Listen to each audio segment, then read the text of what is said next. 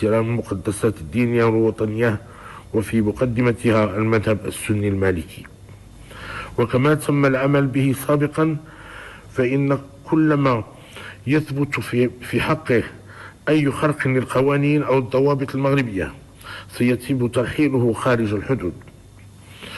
وأقصد هنا أولئك الذين يحاولون إثارة الشغب والبلبلة داخل المساجد وخارجها، والذين ينخرطون في إصابة الإجرام أو الإرهاب. ورغم ذلك فإن المغرب سيظل كما كان دائما أرضا لاستقبال ضيوفه الوافدين عليه بطريقة شرعية، ولن يكون أرضا للجوء.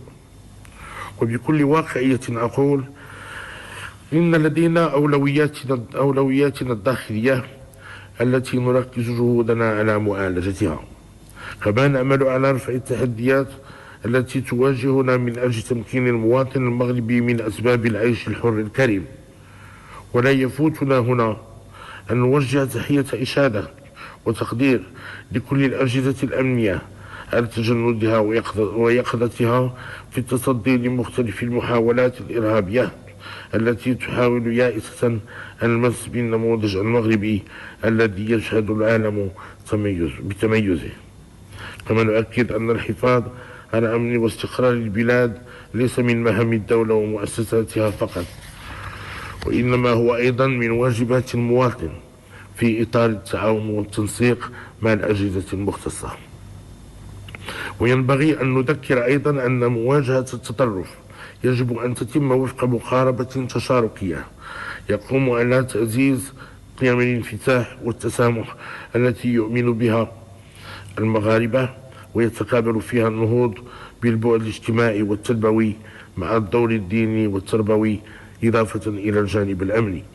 شعبي العزيز، إننا نحمد الله تعالى على ما وهبنا من نعم على أرض المغرب الطيبة، وفي مقدمتها ما خص به الشعب المغربي من خصال الوفاء والتلاحم مع عرشه والغيرة الصادقة على وحدته الوطنية والترابية.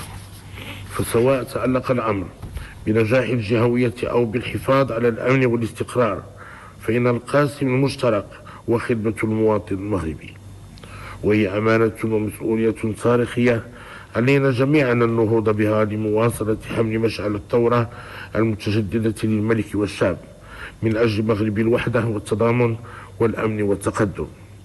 وفي ذلك خير وفاء لروح أبطال هذه الملحمة التاريخية، وفي مقدمتهم جدنا المقدس جلالة الملك محمد الخامس ووالد المنعم جلالة الملك الحسن الثاني أكرم الله مثواهما، وكافة شهداء الوطن الأبرار. والسلام عليكم ورحمة الله تعالى وبركاته.